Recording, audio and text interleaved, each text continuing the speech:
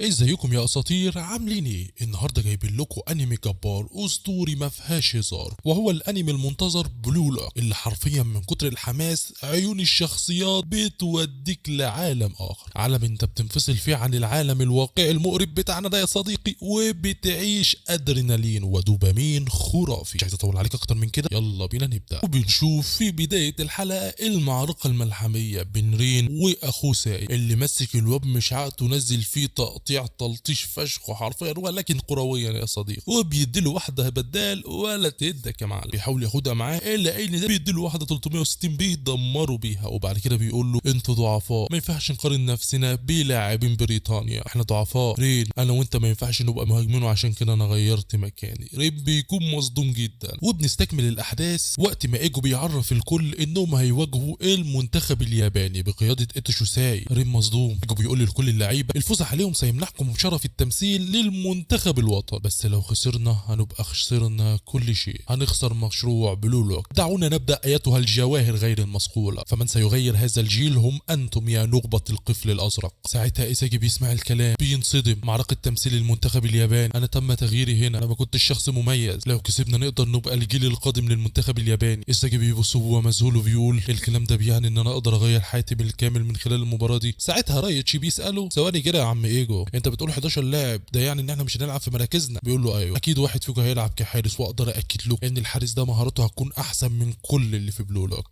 كل اللعيبه مصدومه، طب ما احنا كده هنخسر يا عم، انت عبيط. ساعتها بيقول لهم اخرسوا اخرسوا، انتوا مش فاهمين حاجه، انا مش غبي. سيتمحور تشكيل الفريق القفل الازرق حول الاسماء السته التاليه، وده طبعا يرجع لتقييمكم من كل النواحي، وهم دول السداس الافضل، وهنحاول ان احنا نكون فريق معتمد عليهم. في المركز الاول باعتباره رقم واحد في بلو لوك ايتوشي رين. ساعتها ايغاروكي بيتصدم منه وهو بيطنش الكل، وبيروح لرين وبيقول له ما تفرحش يا رقم واحد، انا هجيبك. ايساجي بيقول له معقول اكون انا ما منهم؟ رقم ثلاثة كاراسو تابيتا، اسمه غريب يا صديقي بس هنقول له كاراسو. الرقم أربعة ايتا، والرقم خمسة يوكيما. ايساجي بيبص بيقول يختار خمسة، يا ريت يختار، يا ريت يختارني. واخيرا وليس اخرا السادس ناغي سيشيرو. الكل مصدوم. ساعتها الواد ده بيسال ايجو على كده في حاجه انت مش فاهمها صح، بيقول له انت ليه خليتني رقم خمسة، انا عايز افهم. ايجو بيقول له الاجابه بسيطه، ما بين كل اللعيبه الاتنين الاولانيين رينو وشيدو هم الوحيدين اللي سجلوا على نخبه العالم. واخيرا ده رايي الشخصي، انت ارتحت كده يا لا؟ لا ايوه ايوه تمام. ساعتها بيقول لهم احنا دلوقتي هنخش المرحله الثانيه، هتتقسموا لثلاث فرق A وسي وبي. اللاعبين ال 29 هيتقسموا، هيختاروا يلعبوا مع مين على حسب التوافق، وكل واحد من ال 26 هيلعب مع الفريق مره واحده بس، ولازم يثبت نفسه. ولكن السداسيه هيلعبوا في المباريات كلها عكس البقيه، لن يتبقى لكم الا مباراه واحده، لا تثبتوا نفسكم وتبقوا من النخبه، لا تخسروا وينتهي مصيركم، ولو كسبتوا هتحصلوا على مقعد دائب في المنتخب الياباني. سنضع كل شيء على المحك وسنراهن، لذا نبدا في معركه تجارب ممثلي المنتخب الياباني. علم اسون بيقول له على كده لازم نثبت انفسنا في مباراه واحده، مش كده يا عم ايجو؟ وايساجي بيقول التوافق هي دي اهم حاجه، ولكن لسه هيكمل تفكير. ايجو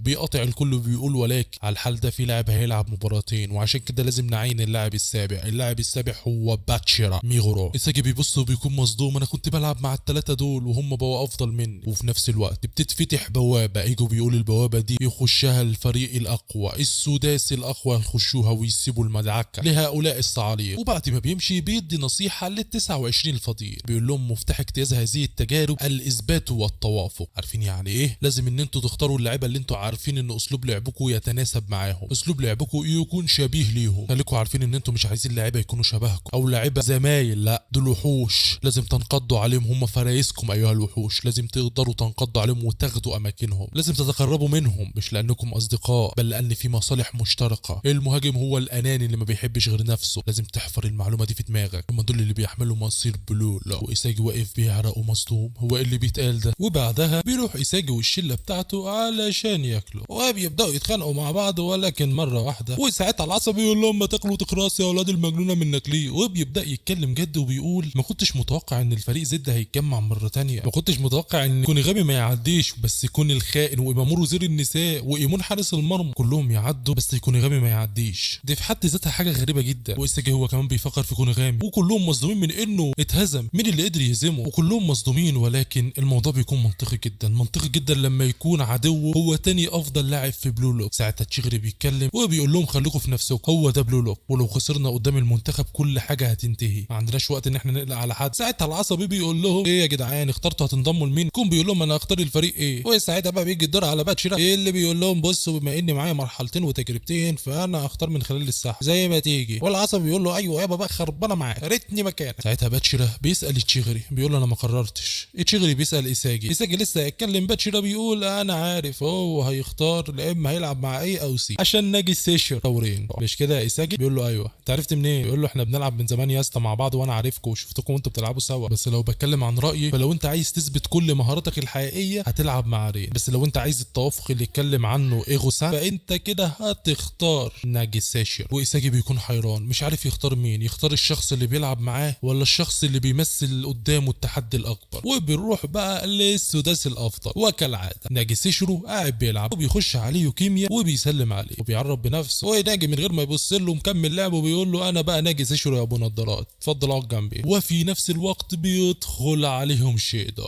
وكعادة المجنون بيخش على نمبر 1 ايتوشي رين وكالعاده رين مطنشه بس توان بيقول له ما تطنشنيش يالا انا في نفس الفريق ولا ايه يا سيده نانسي. وده بيبص له بكل تكبر وبيقول له غير من وشي. وساعتها شادو بيتعصب عليه وبيديله في وش اللي ده بيبعد والاتنين بيبداوا يدبوا ببعض. وناجي في عالم موازي يا صديقي مكمل لعب مع نفسه والاتنين ماسكينه بعض، ولكن وفي نفس الوقت بيجي لهم اتصال من ايجو بيهديهم وبيقول لهم انتوا خبره بلولو انتوا اللي هتنقذوا الاكاديميه دي كل حاجه في ايديكم لازم تسحقوا المنتخب الياباني. ساعتها ايجو بيقول لهم ما تسمحوش لاي حد غير السته بانهم ياخدوا اماكنكم وحتى السته دول ما هم الا اداه عشان تتقدموا عليهم وما تنسوش ابدا ان كره القدم التي تصنعونها ستكون السيف الذي يدمر كره القدم اليابانيه. بيقول لهم انا عايز اشوفكم وانتوا بتدمروا كل شيء في بلولوك. وبعدها بنشوف ايساغي هو في الحمام وحيران حتى في اختيار الشامبو. وبنشوف ايساغي هو في الحمام وبيغسل سنانه وبيخش عليه بارو بيساله ايساغي انت قررت تنضم ليه؟ بيقول له ايوه اهم حاجه عندي ان انا انضم لفريق جديد فريق عمري ما لعبت معاه عشان اكتسب مهارات جديده عشان اثبت ان انا الملك المفروض ان انا اكون من الافضل. وبصراحه انا جالي احباط شديد جدا بانك مش منهم وعلى فكره انت بالنسبه لي اخطر واوسخ واحد في المكان ده كله وانا اللي هقضي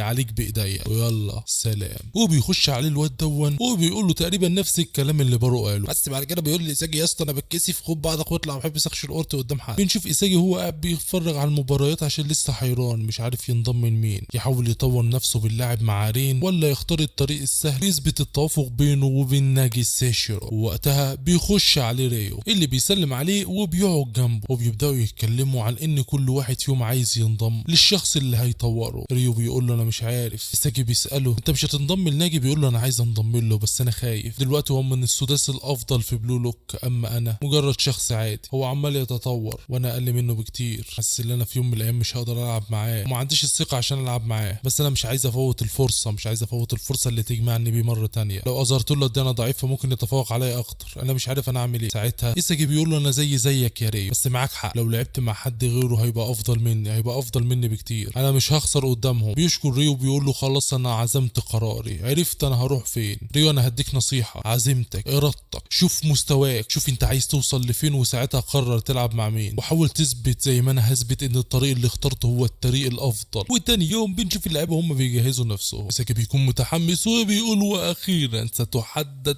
المباراه التي سوف تحسم مسير الجميع. الفريق اللي انا اخترته كان الفريق بقياده شادو وايتوشي ساي. الشخص اللي انا عايز العب معاه وعايز اتفوق عليه هو انت يا رين، ولكن بيستغرب لما بيلاقي ان باتشيرا ونانسي وكيورا كلهم اختاروا نفس الفريق. اما بقى الفريق بي انضم لتشيغي وبارو ورايتشي كمان وساكورو والفريق بتاع ناغي وغاغامارو انضم ليه ريو. ناجي بيبص لريو وبيقول له ريو انت اخترت نفس الفريق اخترت نفس اللي انا عايز اعمله مع ناجي. بيفتكر كلام ايجو لما قال له مفتاح الابداع في تجارب الاداء التاكيد والتعايش يعني التناغم مع الستة الافضل. يقول ايساجي وهو كله ثقه وبيتخيل شادو ورين انه مفتاح النجاح بتاعه هو انه يتزامن ويثبت نفسه مع الاساطير. وبعدها بيخرج وبيكون ماشي بالبوابه وكله امل. وبنروح بقى للقاده اللي بيكون واضح انهم بيكرهوا ايجو وبيكرهوا مشروعه وكل ده عشان هم مش عايزين المنتخب الياباني يكسب هم عايزين الفلوس عايزين ضر الفلوس مش اكتر. وساعتها بيدخل عليهم